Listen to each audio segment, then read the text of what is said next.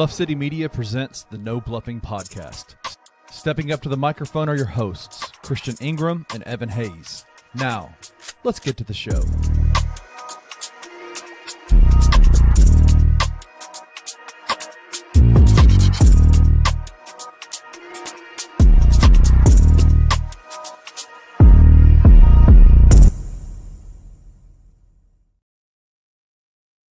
What's going on, Grizz Nation? I am Chris Ingram. And I am Evan Hayes. And this is the No Bluffing Podcast where we keep it all the way real, all the way raw, and all the way honest about it. Man, Grizzlies, man, glad to be back. Thank y'all for tapping in with us on this fine Monday. I'm having some technical difficulties on my end, but it's all good. We're going to push through on string. Y'all don't like us, don't want us to be great, but we ain't worried about it, man. So, before we do anything, make sure y'all give us a follow on all socials down below, or mainly on Twitter. Y'all ain't got to follow us everywhere. I got some different tags everywhere else. Ain't gonna worry about all that. But definitely follow the pod page as well on X. Definitely gonna get that popping more this year, more than my personal. I feel like anyway. We'll see. But yeah, man, we're gonna jump right into it today, Evan, my guy. I know it was a busy week for you getting back to school and all that good stuff. Man, tell me some good news, bro. What you got going on that way?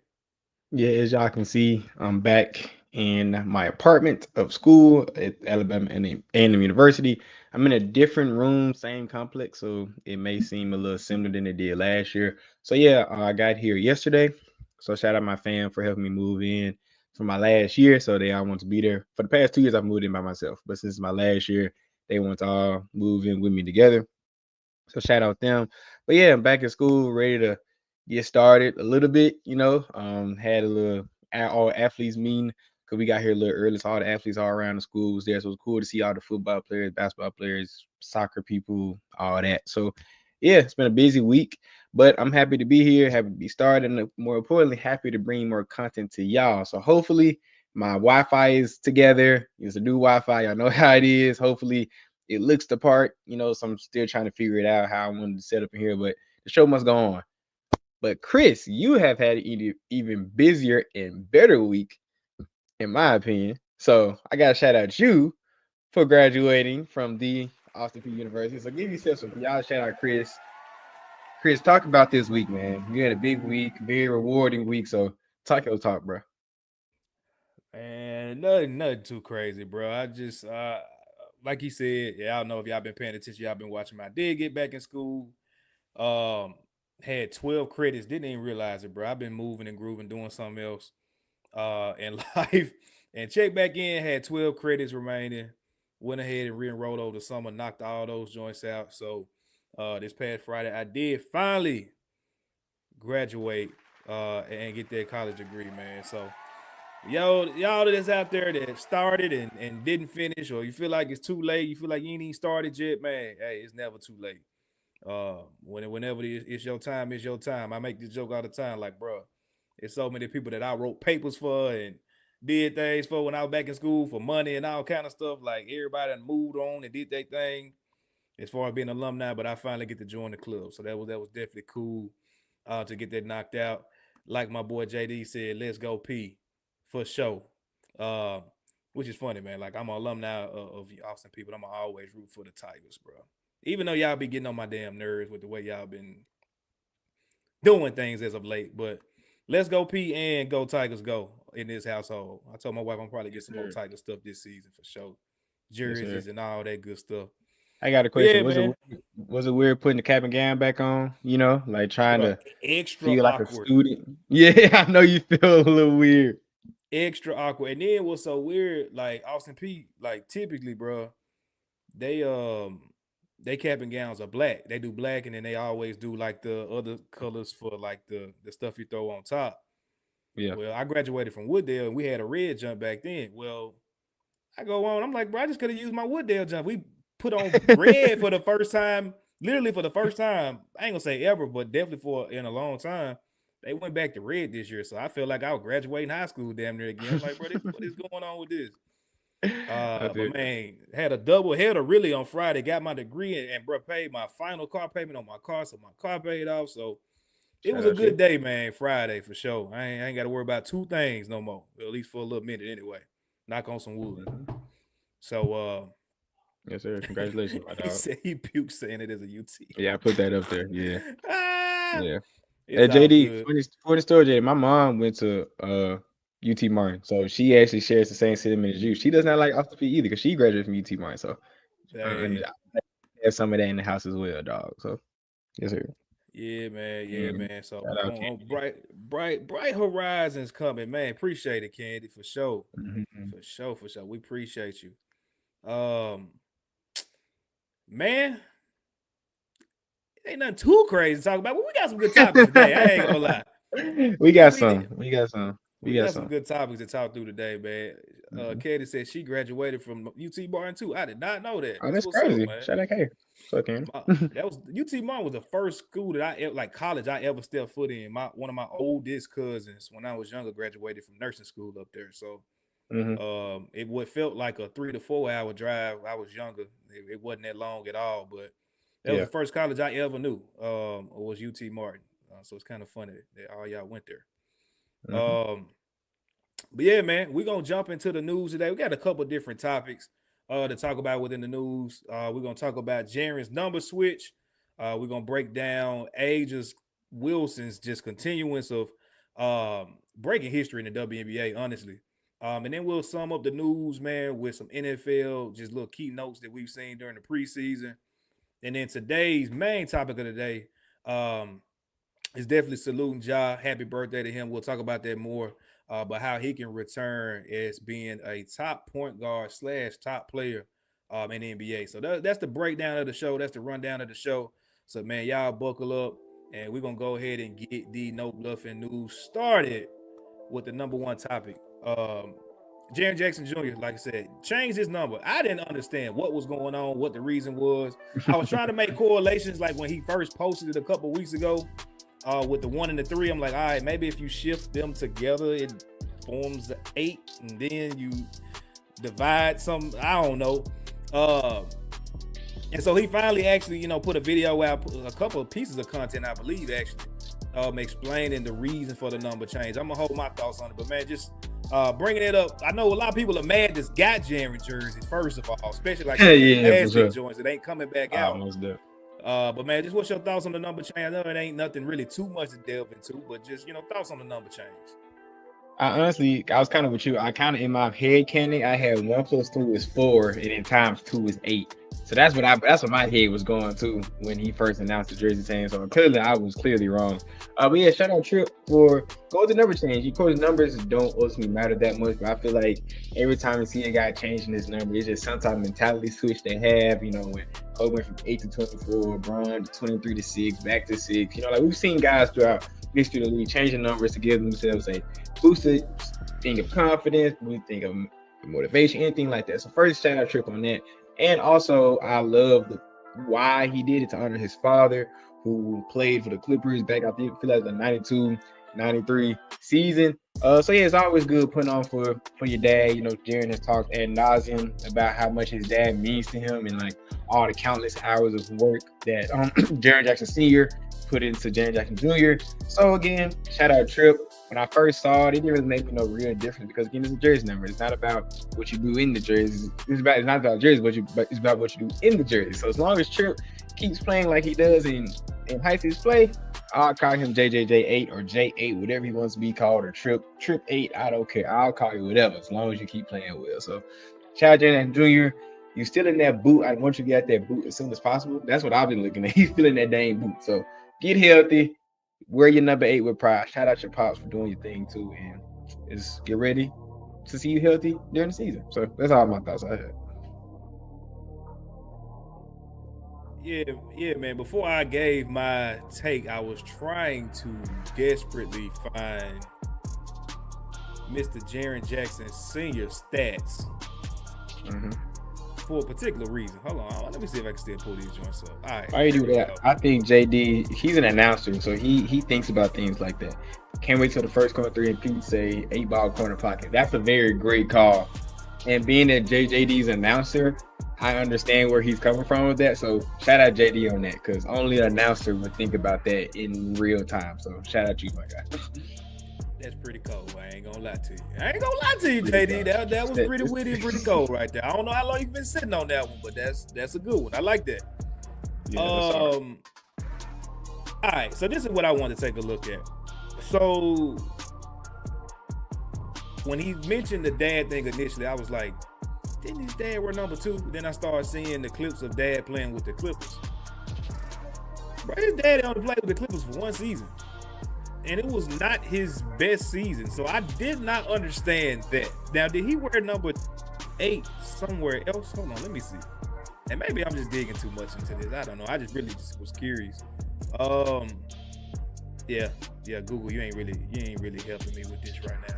But anyway, I'll come back to that later. But yeah, I kept seeing the whole thing. Okay, hold on. No, I see it. He wore 8 one time in his whole career. He wore 14, 11, 21, 14 again, 12, 32, and he wore 2 twice, I think, to end his career with the Spurs and the Magic. So yeah, that's just...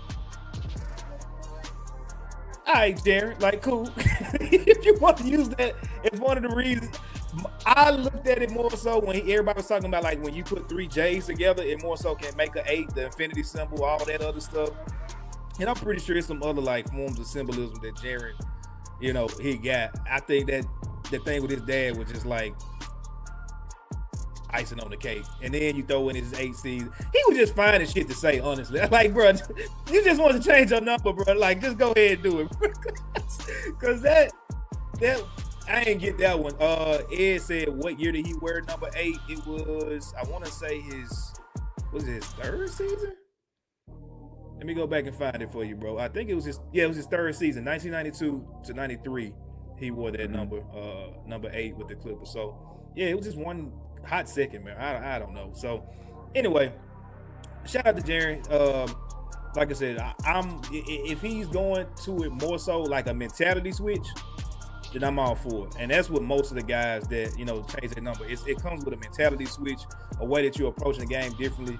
I know he was probably doing that before the injury, so I hate that happened. But all in all, man, like, I'm just excited to see what he does next year. It does look weird on 2K because just I'm used to the 13, but it is all good. Yeah. So salute to him, man. Like I said, we ain't got to spend too much on it. Y'all let us know how y'all feel about it in the comments for sure. We're going to jump to the second topic, which is A'ja Wilson, our girl, man, continues to make waves in the WNBA. That's crazy to say that because she's been in the league for a minute. She's won championships. She's done it all, really, but just continues to do a lot within the women's league. This past weekend, put up a 32-point, 20-rebound game, which was just crazy domination on her part. What's your thoughts on A'ja within that game, particularly making history, and just her where she's starting to kind of, I guess, cement herself, with the legacy of the WNBA? How you feel about that? Me and my brother have argued about this a lot. I feel like A'ja Wilson was all said and done will be the greatest women's basketball player of all time, and I feel like more games like this just cement that. 30 and 20 is wild for any level of basketball, and then doing it on a professional level is crazy. And I love games like this when their team is down. If you watch the game, because they were playing the Connecticut Sun, they were down for at least like 2 quarters and a half. But they were down by double digits that game. Like, she needed all those buckets, like, to keep them in the game. Like, the Sun are one of the worst teams in the league. Like, they're like, I think they're 5 and 24 right now. Like, they've not won a lot of games. And of course, the Aces have had their up and down waves this season. So the fact that she needed that game, it just says to me to exactly, JD, it's not empty stats. Like, that just says to me about how great of a player she is, because the fact she needs to do all that and was impacting winning on both sides of the floor, it just adds to the legend that will be A'ja Wilson when it's all said and done. I don't know how you feel about it. I don't know how the comments feel about it. I feel like she's already like top 10, top 15 ever currently, and that even may be too low. So, but I think when all said and done, she would be the GOAT in basketball. So I feel like this is one more docket on her belt to just keep cementing herself as that. Yeah, I mean, she's making a really good case for it. Like, you look up 30 years from now, right now, because the league is so young, like, the biggest icon, I would probably say, in WNBA history will probably be Lisa Leslie, and then you probably put Cheryl Swoops and them up in there in that conversation somewhere. But like, Lisa Leslie for me, I mean, that's the face, and has been for the longest. But you fast forward 30 years from now with the way that things are going, brother, just the way the game is growing internationally at this point. Winners, they the ones that basically, make face of the league. And so she's winning. She's doing it at a high level. The only thing that I hate, bro, I don't know what the hell happened to the Aces over the last 2 years. Like last year, felt like an off year. And I don't know what happened with the whole Kelsey Plum situation, like what made them trade her.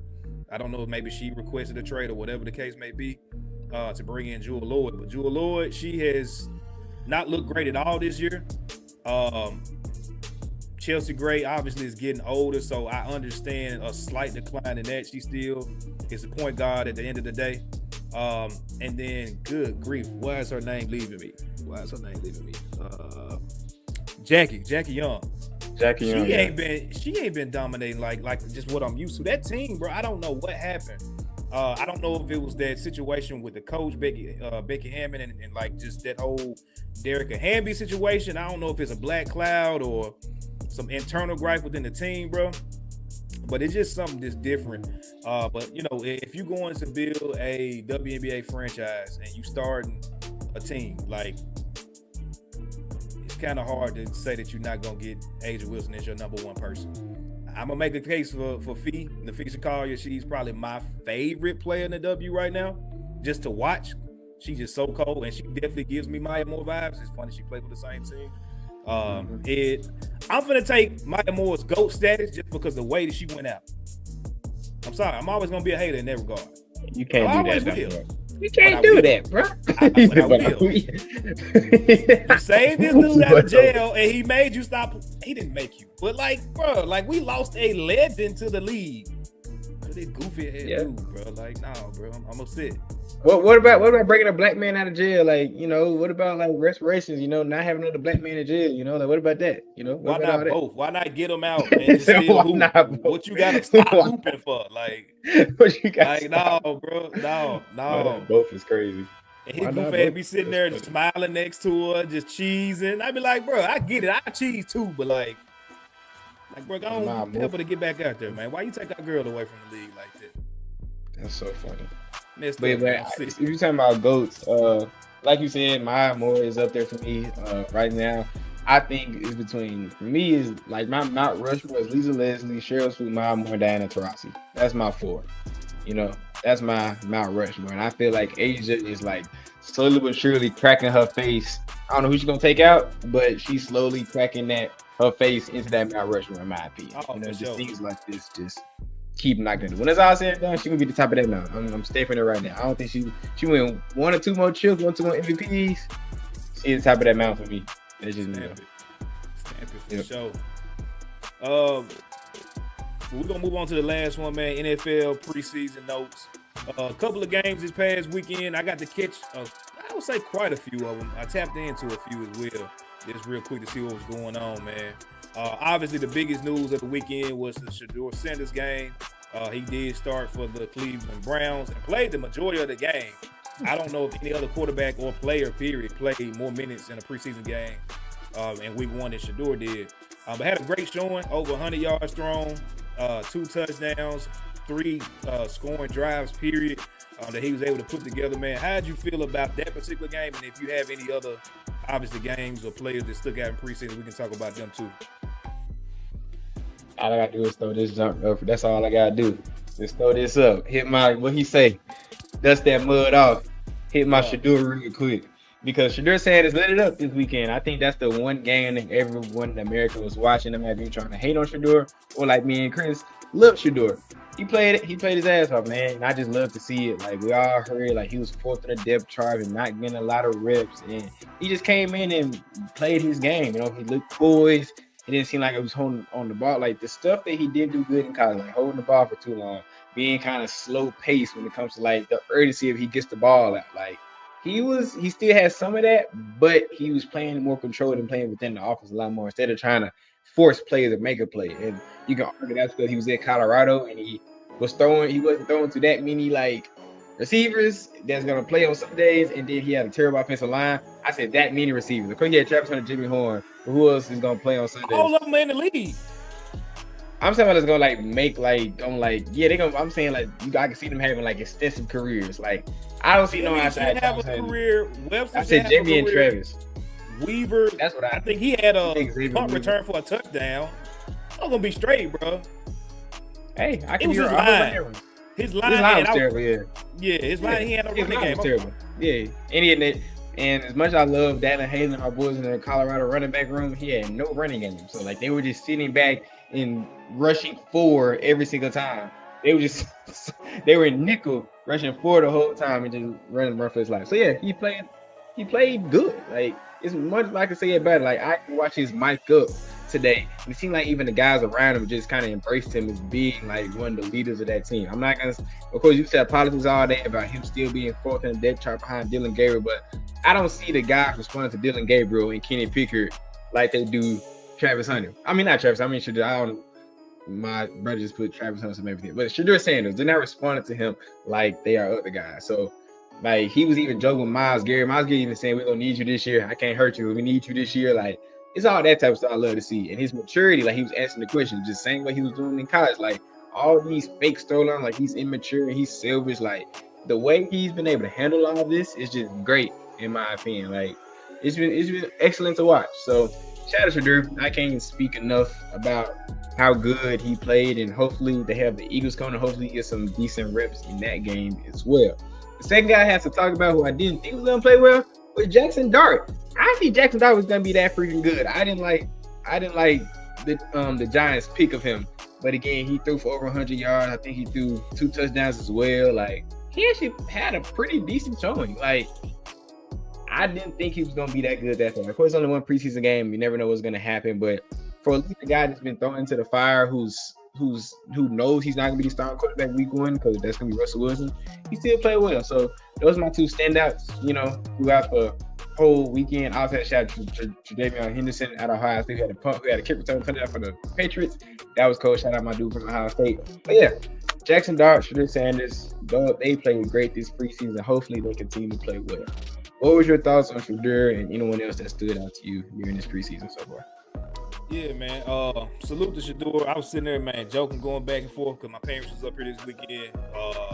Going back and forth with my dad about Shador. I don't know why he ain't rocking with him, but hey, he ain't rocking with my boy. I just like I told him, and you know, I think you did as well. Like we watched damn near every Colorado game that Shador was there. Him and Travis was there. So like we got to see every single week the reasons why a lot of things went the way they went, and it wasn't because of Shador Sanders, bro. Like you can talk about, you know, why they didn't win a bowl game and this, that, and the third. It wasn't him. Like at a certain point, like any other sport, you're able to scheme against certain things, bro. And they were able to scheme against that team because they knew the line was terrible and they had no running threat, not one of them years. And so he had to throw the ball a lot. He had to get sacked a lot or hit a lot. He had to make plays out of no plays a lot.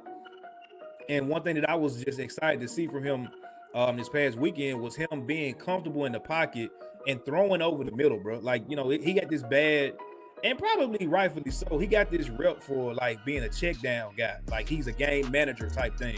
And he makes big plays, don't get me wrong, but he's not going to make too many mistakes. Like, he's not going to gamble.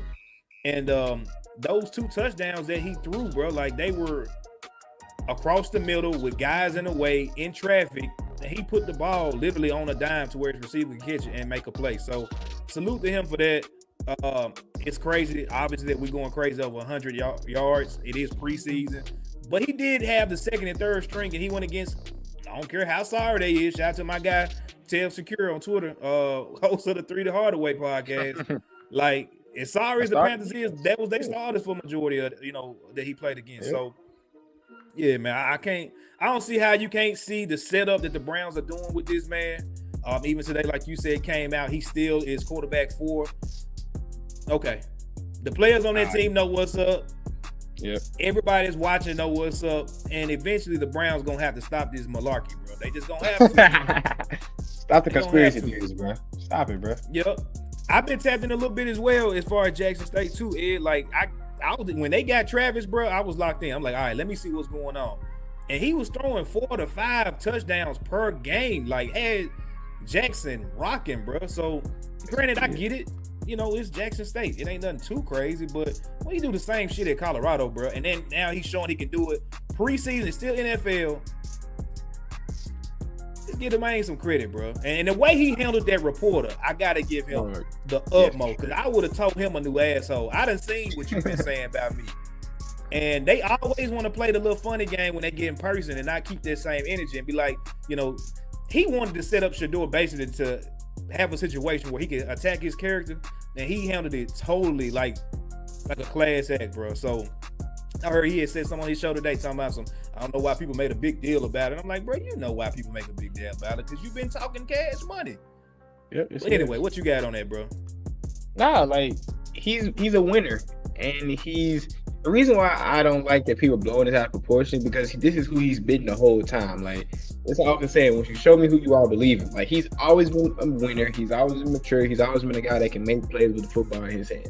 Yes, is he the best quarterback to ever live? No. Does he have weaknesses? Just like any other quarterback. Absolutely. But the fact that people are trying to micro-analyze every little bad thing about him and blowing this up, and he's literally just been the consistent player he's been since he came out of high school.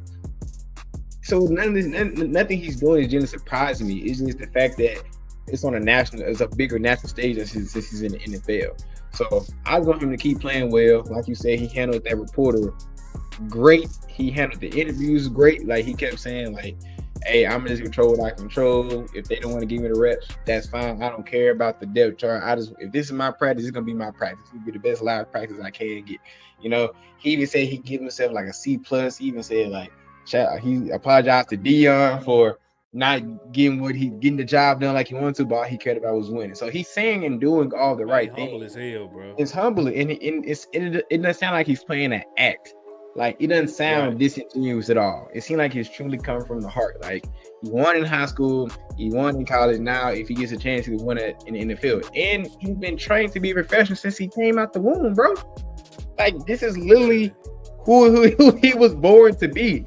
So I'm giving him all the credit in the world for just being who he's supposed to be and blocking out all the haters and microanalyzers and all of that. Like, because the only person in national media that really gave him credit before was like Mel Kiper Jr. He the only one, like, consistently was the whole time. He was booty popping on the handstand this weekend when he saw Shador. He was like, why is this guy falling so freaking far? It's hard to say, like, when a guy leads the nation in accuracy for 2 straight years, that he's not going to be a great quarterback, whatever level he plays on. Like, he wanted to go to Army War. He was a All-American, like, Big 12, like, Offensive Player of the Year. Like, what more do you want, dude? Like, literally, what more do you want? Just give a man an opportunity. He'll play well. That's what it comes down to. Like, as much as I see it. So, stop the conspiracy here, Cleveland. We know who the real QB1 is, or who he is going to be. This whole Dylan Gabriel and Kenny Pickett and stuff. This is how it should be. I'm going to stop. Joe Flacco should not play past week 6. If he's still playing past week 6, we need to investigate the Cleveland Browns for malpractice in their own franchise. If he's playing past week 6, that's FanDuel don't got that bet, but I'm going to make my own bet. Joe Flacco playing past six weeks, we got a problem. Over under. What you take? You taking the over the under, Chris, for Joe Flacco playing past week 6? I'm saying under, bro. Because the thing is, like, when you think about it, Joe Flacco should be a backup to somebody. Like, a veteran, been in the league. I think he's 40 years old. Like, he shouldn't be starting nowhere. Like, no team at all. Then you talk about Kenny Pickett. He probably is on that same trajectory where he should be a number 2 guy. Dude, you didn't get it done in Pittsburgh. Like, what are we bringing you here with a team that's basically rebuilding in a certain sense? So the 2 guys that really should be getting the starter reps, bro, should be Shador and Dylan Gabriel.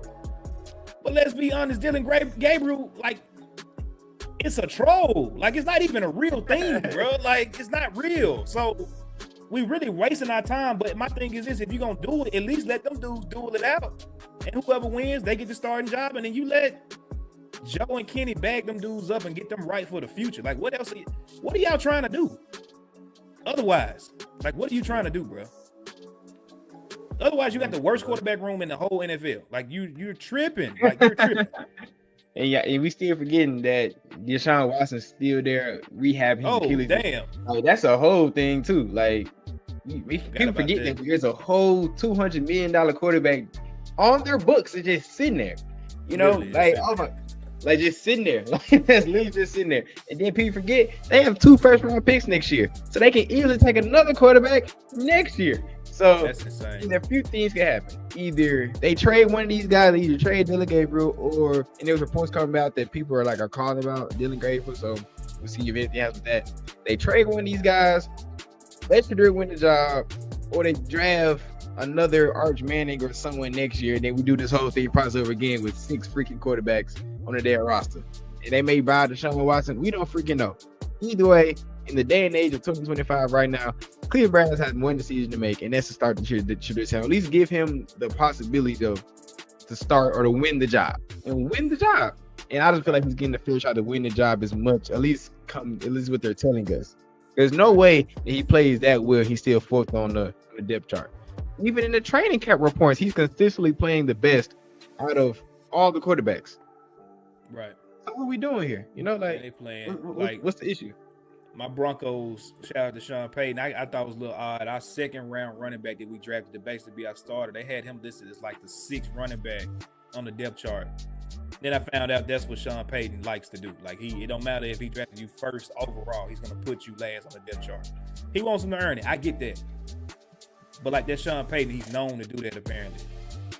These Cleveland Browns, y'all have no tradition outside of looking like literally shit. Like you look like boo-boo, brown, like your uniforms and logo, and it's terrible. Man, just and I hate that because my very first Little League team was the Southwind Browns, but like even then, we look slow, so it's what it is. Other notes, I will say, I did like what I saw from Cam Ward. He's gonna have to do a little bit more, just get more reps, honestly, in the NFL. But he looks like an NFL quarterback to me. Everything that I saw within training camp, within the scrimmages and things like that, I love what I see from him. They're gonna have to get him some more help in Tennessee as far as their receiving core. But I like what I see from him. Obviously, my Broncos, they look decent. They got the dub out. Trying to think, is any other team that I saw really do much of anything this week? And everything else was just kind of, I got it on the TV. I'm watching football. So I don't have nothing really of note outside of that. But anything else you got on NFL, bro, before we go ahead and go to the first commercial? Nah, that's all I got. For sure. All right, y'all. So we're going to go to the commercial break. On the other side, we're going to chop it up about Ja Morant and what he needs to do going into year 7 for him to get back into the league's, I don't want to say good graces because damn the league, but just to be widely recognized as the top 5 point guard that he is, the top 10 player in the NBA that he clearly is, especially when you watch social media. We're going to discuss that on the other side of the break. So y'all be right there in the seat where you at. We'll be back on the other side.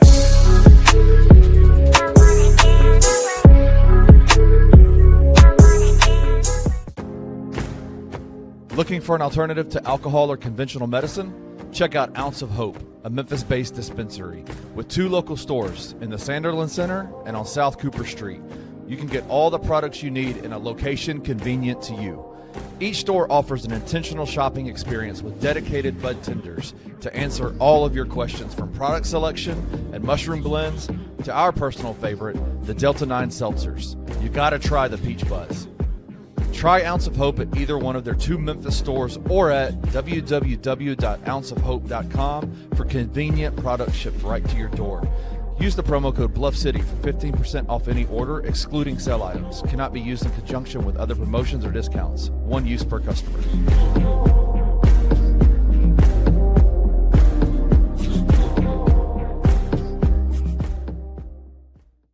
Well, that's a pretty good answer.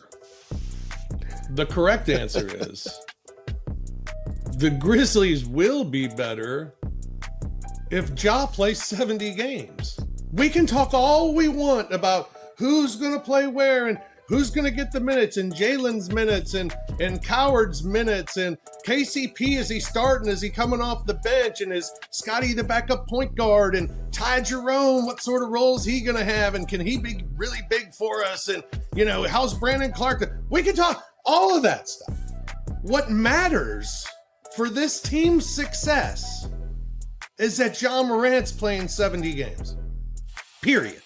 Well, you know what? I can tell you this much. I want to argue with you, but I can't argue with you. The team is still built around him being great and available, and Jaren being great and available. Tune in to the Night Court Podcast with your hosts, Rob Fisher and Brevin Knight, on the Bluff City Media YouTube channel.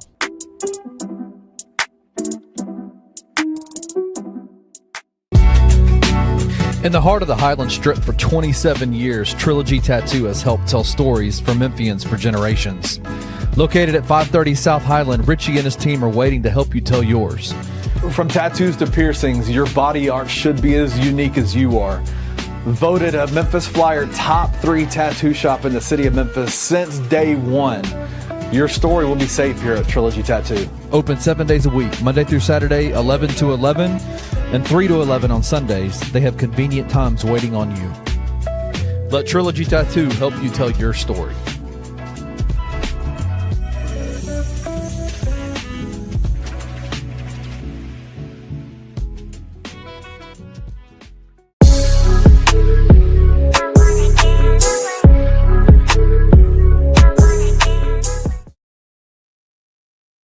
Back to the No Bluffin podcast, where we keep it all the way real, all the way raw, and all the way honest about everything Grizzlies. I am Chris Ingram. To my right is my right-hand man, Evan Hayes.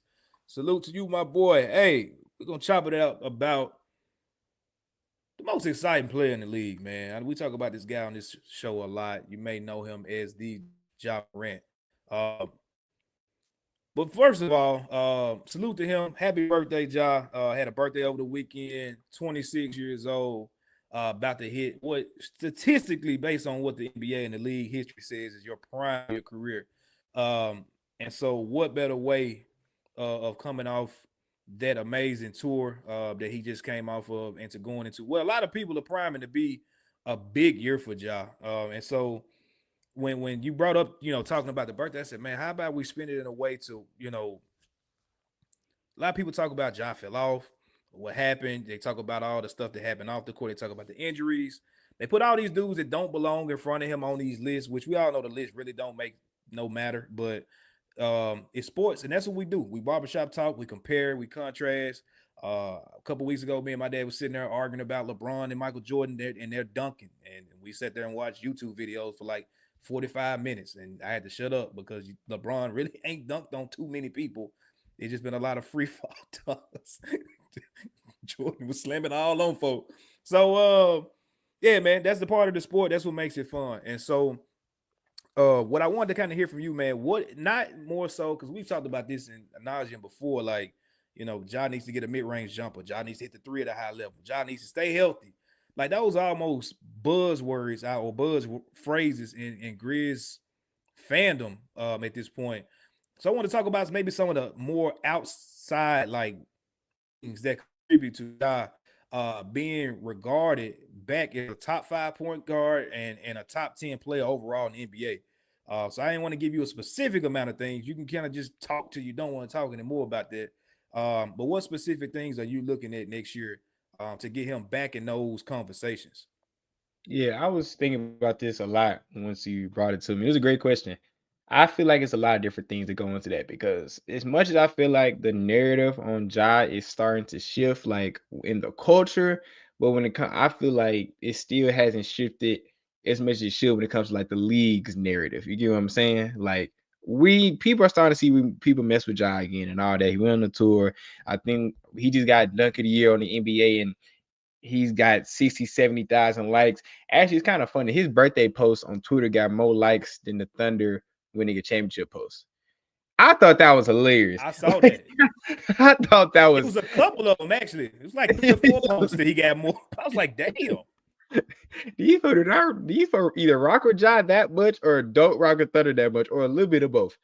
Anyways, so we need to have more things like that. My first list is I feel like he needs to get back to an all NBA level of play. And I feel like making all NBA first, second, or third team. Because when you look at the top tier of guards in the league, especially in the Western Conference, that's where a lot of those guys are hanging out at. You have the Shai Alexander, you have the Luka Doncic, you have all these guys that are like submitting themselves. As Charles Barkley would say, the bus drivers on our team, and we're the direct correlation of why our team is playing well. We know in Memphis that Ja Morant means that much to winning, but every time the Grizzlies were playing at their best and Ja Morant was in that line, it was like, well, just because we're so deep and we don't really need Ja, that like all those crazy narratives that were thrown out, Ja Morant needs to have his level of play to be so dominant and so dynamic where people know, yes, we have a good team. Yes, it takes multiple parts to make the whole, but we're pointing at that guy, and Ja Morant is the direct reason why the Grizzlies are successful. Like when you looked at the Thunder last year, yes, they had a great team. But everybody was like, Shea Gilgeous-Alexander is having a great year, and he's the reason why they're playing well. People are saying that. When Tyrese Halliburton was playing well in the playoffs, they were like, yes, they have a great team, but Tyrese Halliburton is the engine of that team, is the reason why they're playing well. You can go this to any star in the NBA. We need Ja Morant on that type of level where not just the people in Memphis, but the overall NBA community, sports Twitter, whatever you want to call it, is saying Ja Morant is the direct reason why the Grizzlies are playing well. Like he is the number one reason, and it's just everyone else. I'm not trying to demean obviously the people like Jaren Jackson Jr. and Jalen Williams. Of course, I'm not saying that. Like people will clip this and be like, oh, he just needs Ja Morant. No, I'm not saying that.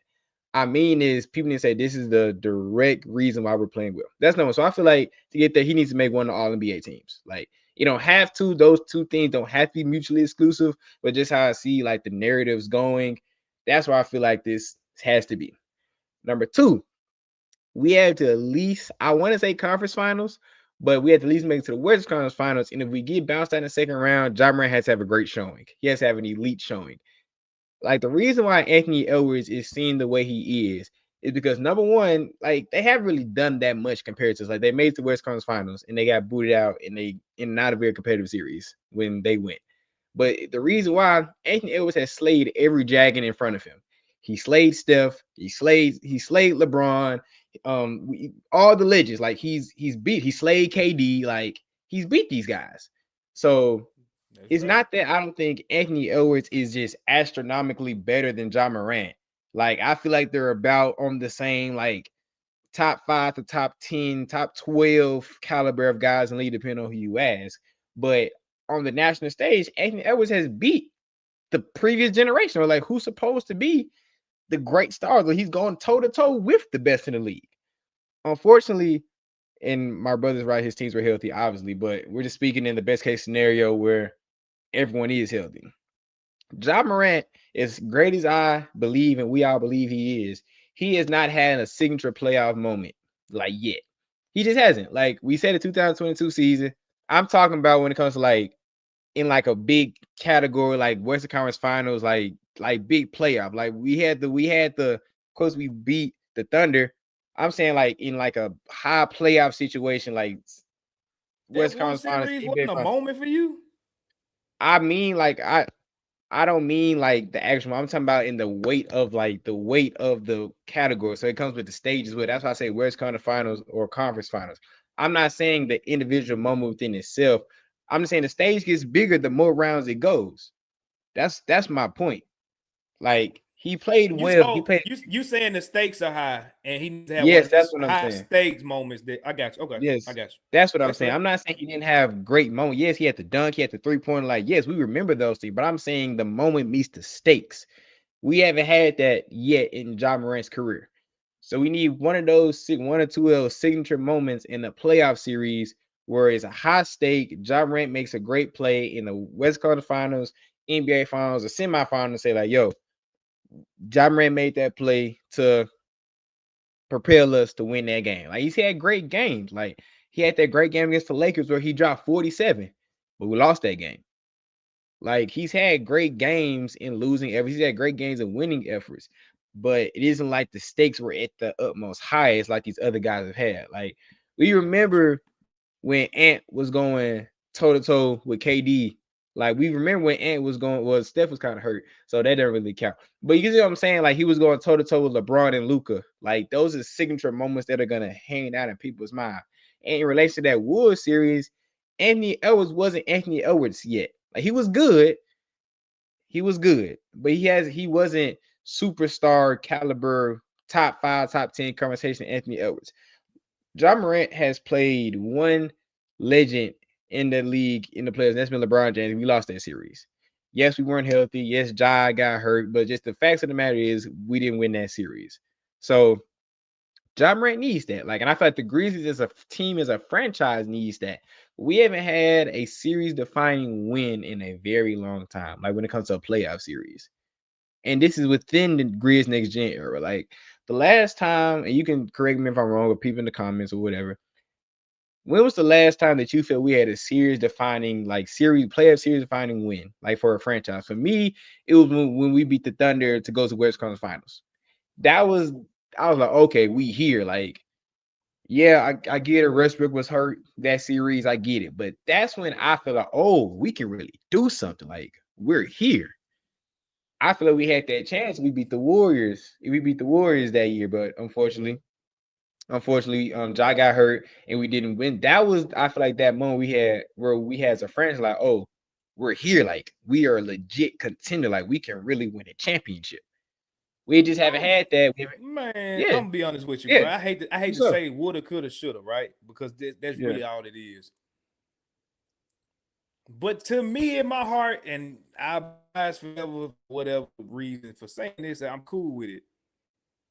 If y'all don't get hurt in that Warrior series, bro, that's the I run agree. to me. Like, I agree. he had amazing show. I get what you're saying about Ant not being who Ant is now, but he was still an upcoming, like, he was still that team's best player. He was. He had great showings. Wasn't nobody really else coming along with Ja except for Dez had, a couple of games his back was bothering him. BC did what he did, but like Ja carried, bro. And then you go into that series with the momentum from that, where it was a high stakes, like, I'm finna take out Steph, bro. And I hate that. I get it. Woulda, coulda, shoulda, woulda. Like, it didn't happen. But that shit was happening, bro. If he don't get hurt, it was happening. And you talk about him going to the Western Conference Finals, then going against Luka. Luka, it would have been, yeah, because Jalen Brunson didn't win. Oh, Yeah. they knocked Luka out that year, bro. It would have been the Grizzlies and the Celtics in that finals, bro. I'm sorry, like, and I haven't felt that way about a Grizzly team since. Obviously, they had a little stuff going on, but like, that team just needed a few things to not go wrong. Fuck going right. Like, we just needed a few things not to go tragically wrong at the time they did.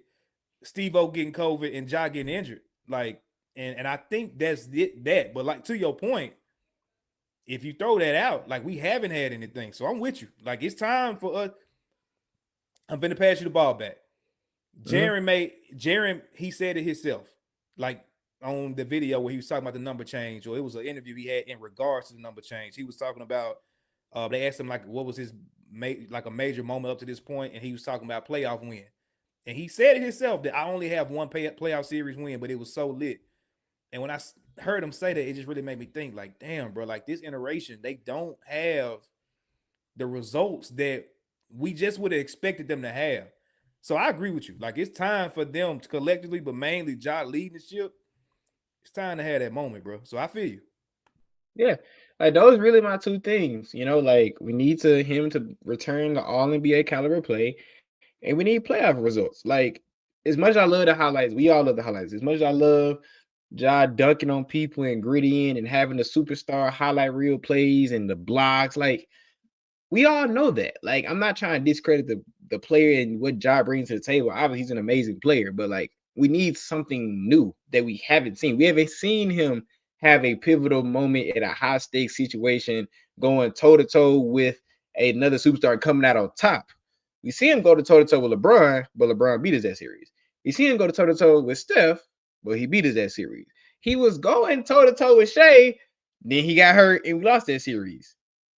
So, like, we need the results the way these other top 5 guards have had. Like, Shea has had it, Luka has had it, Tyrese Halliburton has had it. Like, you can go down a list of all the top guards in the league. Like, they've had those moments. That's fair. And Ja Morant can't argue. simply, like, do I think Ja's better than a lot of those guys? Yes. But of course, I'm only gonna be seen as a biased Grizzly fan when I say that, because where the results have been. Right. You see what I'm saying? Like, I'm not saying Ja got to go win MVP next year. I'm not saying Ja got to go average 32 points a game on 50, 40, 90 shooting. I'm not asking him to do that. I'm asking to be the direct reason why we win and to bring results in the playoffs.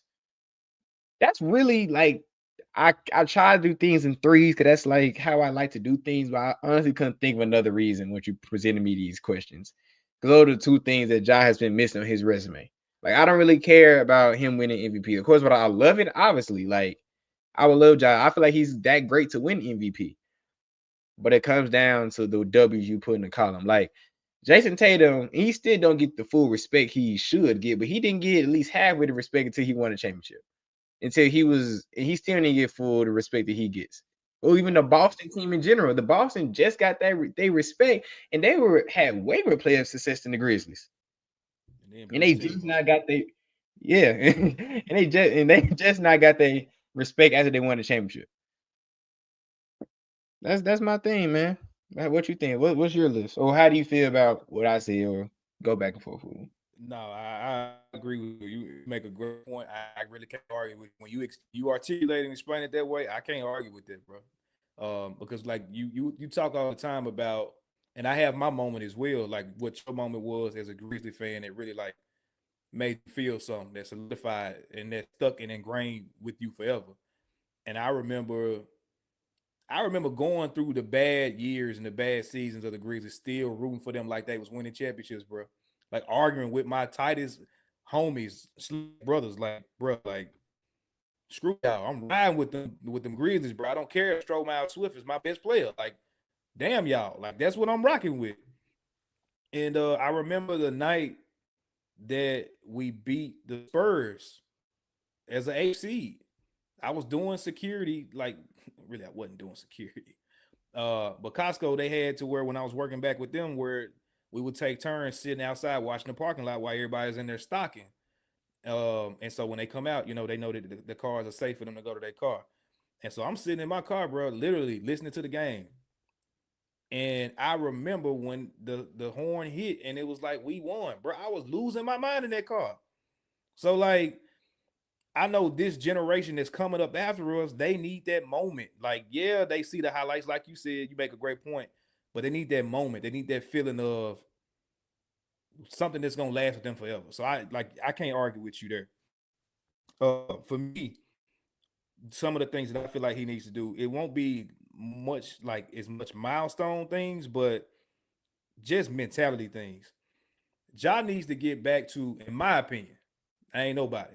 But in my opinion, Ja needs to get back to rookie year Ja. And what I mean by that is, do y'all remember when literally every game, Ja started off having fun, and it's funny I say that because that's my last one. But Ja starts off having fun, getting his teammates involved, and he would have his moments through the game.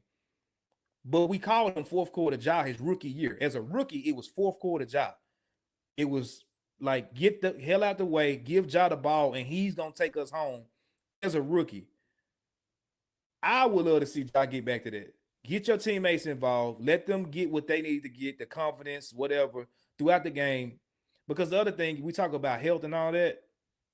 Now it allows him to just pick his spots. When he wants to have those moments, he has those moments. But he's not focused about just pushing himself like tough and doing all this crazy stuff in the middle of the game.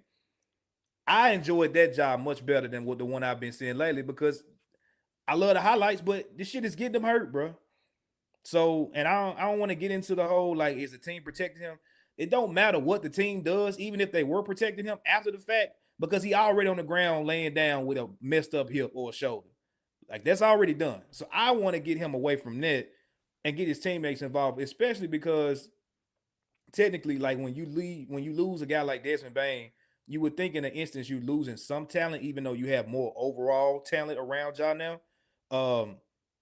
But I want him to get these guys involved, build their confidence up, still pick your spots, and he still can average 25 to 30 game doing this. But just get back to fourth quarter job, bro. And that's my first thing. Number two would be not leaning in so tough on the defensive end like he did last year. I was like, we applauded him for getting his nose dirty and hands dirty on the defensive end, much more than he has been throughout his career last year. I'm gonna be honest. Like, hold your man, stay in front of your man. I don't want to see Ja Morant picking up nobody 94 feet, bro. Like, unless the game is on the line or it's a tight fourth quarter, something like that, cool. I don't want to see Ja picking up Shea Gilgeous-Alexander 94 feet in the second quarter, bro. I just don't want to see that because our team is terrible at calling out screens, number one. And number two, like, I want him to save his offensive energy for the magic that we see him give us on the offensive end. You talking about now you surrounding him with a KCP. Jalen Wells is taking another step, another year under his tool belt. Vince Williams hopefully is going to be healthy. Jaren's going to be able to be the defensive force that he was before because now he's got more wing defenders in front of him. Zach Edey coming to his own in his second year. Like, Josh should have enough defenders around him, a la like he did when Dylan was here and all those other guys, Kyle Anderson, D Melt, to where he can just focus on being Ja on the offensive end, bro. I don't want to put that pressure on him. And again, I don't want to put him in those positions where he, again, take him out of as many positions as possible from him getting hurt, please. And that's one of them. So that's what I would say. I want to see him obviously get more and more pick and roll with Edey, Jaren, the bigs, period, Jock Lundell, all those guys. That's going to be important because he's going to be able to thrive as himself in those type of games. And the last thing is, like I said from the beginning, bro, get back to having fun. Get back to, like, we said the happy job, the scary job. We got him. We got that shit for like 2 weeks, and he pissed off for the rest of the year, rightfully so. Get back to having fun, bro. That's the guy that we enjoy, not just as Grizz fans. I think that's what's got his profile to where it's at. When Ja having fun, everybody that's watching him, whether you a fan of the other team or not, they having fun watching him. And I think he plays his best when he like that. Have a chip on your shoulder. I'm not saying lose that. But, like, when you out there dancing literally on the court while the clock is still ticking type like that, like when Ja's having fun, bro, I don't think he's a better player in the NBA. I don't. And so, just playing carefree, having fun with your teammates, getting them guys involved, like I said, playing smart, not harder. When I wrap all those up into one bow, bro, I think that allowed him to reach that status again to where, like, people are regarding him as the top guy in the NBA. All that other stuff we talk about, I hope he's working on that, the middies, the three-pointers, and, getting back to the flow of the game and all of that. But at the end of the day, I think it's going to have to be a mentality switch in his game plan, and I would love to see that. And I think if that happens, we unlock the scary Ja again that ain't nobody going to want to see in a playoff series, bro. So that's really all I got on it. Anything that I said you want to kind of come back on? You mute, big dog. Dang it, I owe you $1. Yes, sir. Throw it in the was jar. well. I was doing well. I was doing so well, and I Yes, messed sir. up. Anyways, I think a lot of our points kind of go hand in hand because I feel like if he's healthy and having fun, I feel like he can be an all NBA player. If he's being healthy, having fun, I feel like he can lead us to have a pivotal playoff moment. The only thing I slightly disagree with you on is the defense part of it. And that is predicated on if the guys around him don't defend the way that we think they do. Because I generally think that the team will take the identity of the best player. So Ja Morant is guarding guys 94 feet. The guys behind him don't have no other choice but to lock in. Like, oh, our 6'2" guard that don't weigh none over 180 pounds is locking up down the floor. Why can't we do the same thing? Because we talked about a lot about having that. We don't got to find grit and grind again, but find some type of gritty mentality. That starts with Ja. Like, you say what you want. You can say about T.I. and ZK putting the right guys around, but it starts with Ja. He's the leader of the team. He's the best player of the team. So I feel like I get what you're saying about him not being hurt, and you want to save that energy. I completely understand that. I can't argue on that at all. But if Ja can somehow find a way to keep that same mentality on the defense end of the floor while still having enough energy and still not getting hurt, I feel like that's the best version of Ja. Because I love seeing Ja like on the defensive end this year. Like, I love seeing him.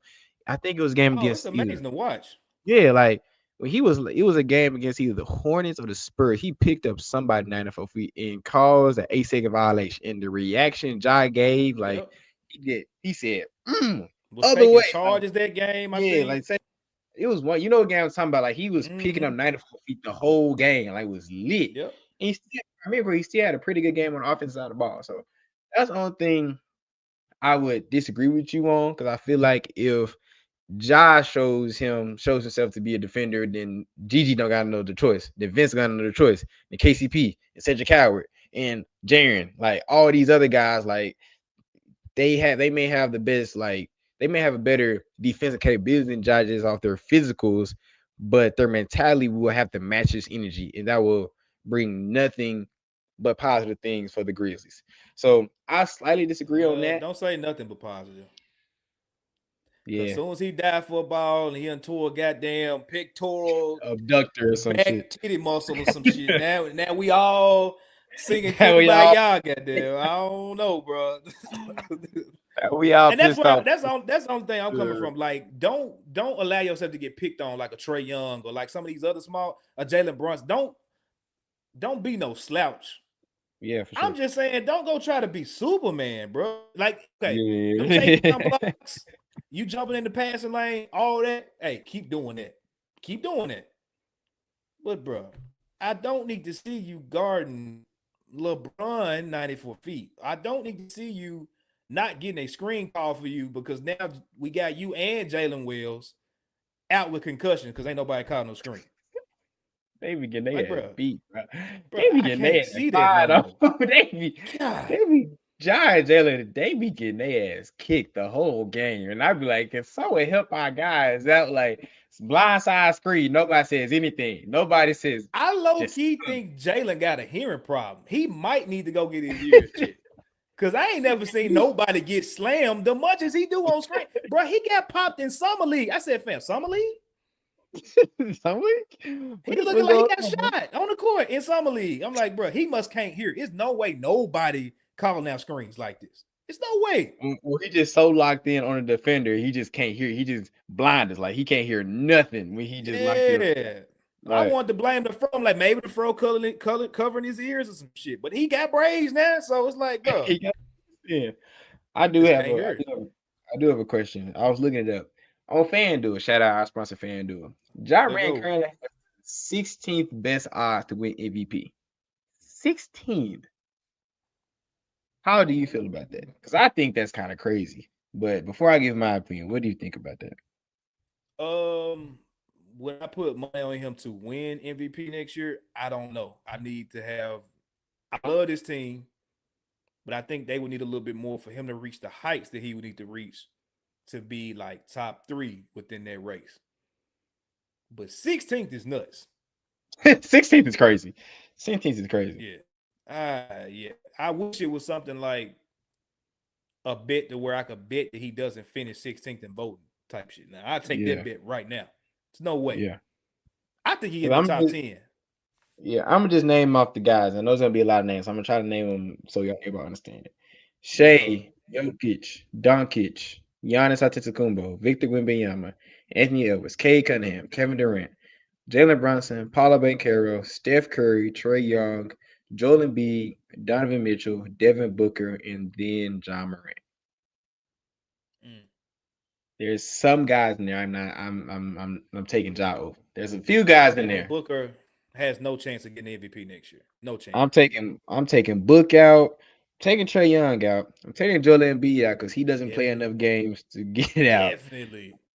I'm honestly taking Paulo out because I feel like they're gonna say that the Magic gonna be good off a committee and not just because of Paulo.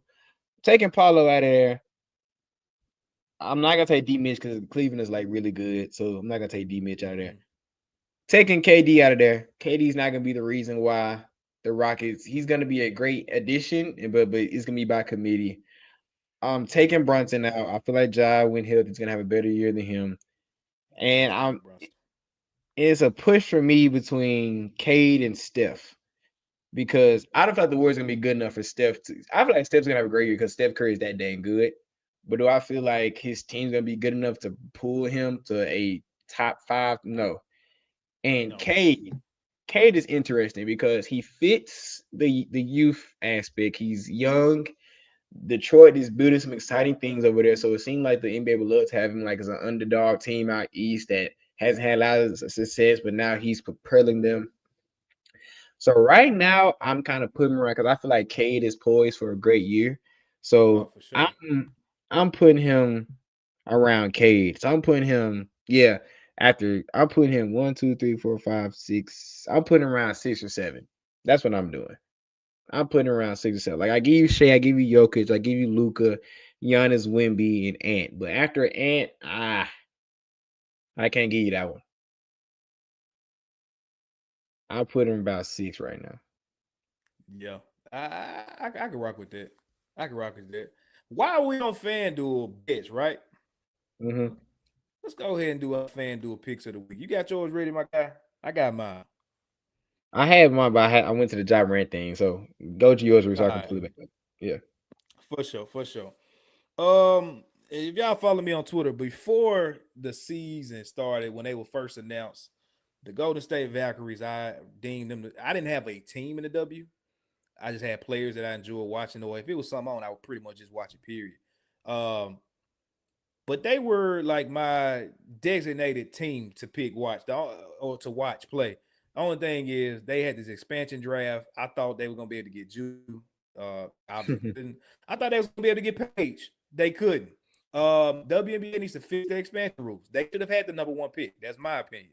But anyway, I do keep up with them, and even through expansion draft, bro, they are having, to me personally, an impressive season to be an expansion team. And so my FanDuel bet of the week is actually for tonight.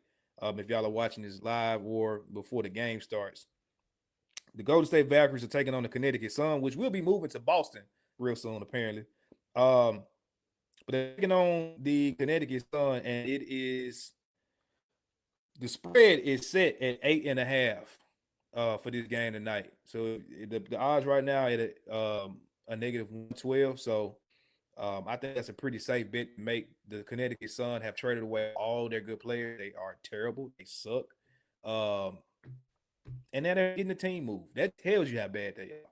So yeah, the Valkyries have been playing really great. I think they just beat the Aces the other night in a tight game and a good game. So I'm putting my money on them at 8.5 to win the spread of that game, bro. Who you got tonight? Or this week, I should say, for your pick. Yeah, my bet is kind of similar to yours. I have the Dallas Wings versus the Indiana. Why I'm so out of focus right now. Anyway, the Dallas Wings and Indiana Finger. Currently, they have Indiana as a -7 favorite and -108. I'm actually taking Dallas within that. I'm taking Dallas to cover that. Honest, Dallas is a +7 because I feel like Paige Becker's like it's just playing very good basketball right now, and I just trust her to cover that spread. She also raises her game when she plays other league competition. I can't remember if Caitlin Clark is back. Yeah, is I Caitlin Clark don't back? think she Yeah. is. I don't think Yeah. she is. So spin in that, and Caitlin Clark is not playing. I don't see Paige like Lily letting that go. Like Caitlin Clark ain't playing. She probably got a little chip on her shoulder. I want to play Caitlin. I really got a stamp that I'm one of the best young players in the league. So I think that's a pretty safe bet. Just say it again. Dallas is a 7+ and one at -112, and Indiana is a -7, -108. So I'm taking Dallas to cover that. So that's probably my bet of the week. For sure, for sure. Y'all lock in. Tell us know if y'all make something on those. If you don't be mad at us because we ain't saying we the best betters in the world. But I'm I was so terrible. mad. My I'm bet terrible. last week that I put on here on that game, I think they were it was -9. The spread was -9 for the Lynx. The folk won by 8. I was mad as hell. I was like, bro, come on. But she was hot. Come on, bro. I was out sick. But it's all good. It's all good. I know you back in school, bro. You got anything coming up that you want to announce to people before we get up out of here? Bro, it's not a lot going on. I don't know what to write about. It ain't a Man, lot to go. I already know it. I'm gonna just be pulling shit out of my tail, bro. Like I don't know what to write about, dog. Like What if y'all shoes get some is GG ideas, Jackson gonna wear this season? yeah, but I can get 300 words out of that. Which shoes does he play best in? That's a lot of research. So, hold up. Gosh. Will Vince Williams braid his hair and go back to being a basketball player again? Will his ankles be was his ankles be intact so he can move like laterally properly? I don't know. So if y'all Was got some Zach ideas, Edey was Zach Edey have a ball fade before the NBA season started? will Zach Edey A have a boosted fade. beard? Will we keep his beard? Will Zach Edey keep his beard with the mutton chops and all that? Man. Will Zach Edey keep a black Memphis barber? That's the proper question. Because if he keeps a black Memphis barber, then we already know the answer to those questions. Or will he go like the Carver or something, go like the Great Clips or something like that to like, you know, Nah, it's over with. get- He locked in, bro. He locked in. Coming up this summer, then I'm like, yeah, he locked in with the city. He got a Memphis tattoo. He popped up at a random black Memphis barbecue that I told y'all about. And this man got a black haircut now. A black barber, I can tell. Well, you know Yeah, when for dude sure. got black. Jay LaRavia did not have a black barber. He had one fire haircut when he was here. That we was like, oh, okay, Jay. Now he back in sports clips looking like B-Rad in Malibu. So, no. Zach Edey for the city, bro. I'm sorry. That he for the city for sure.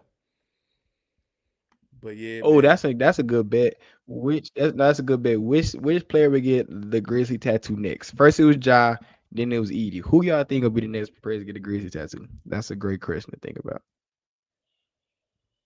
I say Jalen. Cedric Howard. Dang, we said something different at the same time. Jinx, you owe me a soda. Get that. I think it'd be sad is the type, bro. Goddamn. He's the type. And he already got tags. I don't think Jalen got anything. That's why I'm saying. If it would be his first tattoo, it would be Memphis tat. I wouldn't pick neither one of them dudes because they ain't got none. But somebody, if you got something already, and he up here talking about, man, Jaren does have tat. No, I thought Jaren had a chest. I thought Jaren had a chest tat. Okay. I thought Jaren had like a chest tat. I could have sworn he had a maybe I'm tripping. Maybe I'm thinking of something. I know BC Freak had got one on his chest, but I don't know. Back tat one of them. Anyway. BC. Yeah, let's go with BC. Maybe I'm tripping. I think I am thinking about somebody else. Cam Spencer. Yeah, BC, next person get a Grizzly tattoo. Yeah, Cam Spencer, he gonna have something in the back of his head. Crazy. He gonna put a Tony Allen and shave in the back of his head. He gonna put a Tony Allen or some crazy shit. It said he got Trip. His money on Trip getting tatted to Grizzlies. We'll see. We'll see. We'll see. But yeah, man, that's all we got for y'all tonight. We appreciate y'all tapping in with us for sure. We trying to grind through this all season. We are not a daily show like everybody else, so make sure y'all tap into all the other daily shows on Bluff City Media. You got the Daily Grind in the morning. You got $2 Sports Show now every day, Monday through Friday, and you got the Anthony Sane Show every day, Monday through Friday. Salute to them guys because I don't know how y'all do it. I don't know how y'all do it, but y'all doing it. So salute to y'all, man. We got much more in store for y'all though coming up. So y'all stay locked in with us, man. But as we always say, this week, make sure y'all do something that makes you happy, that puts a smile on your face.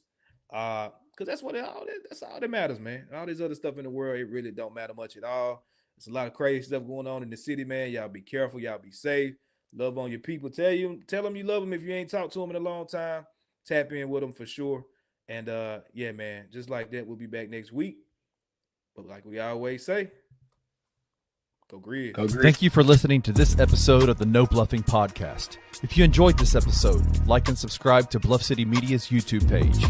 For comprehensive coverage of all things Memphis sports, head over to www.bluffcitymedia.co and find out how you can become an insider. We will see you back here next week.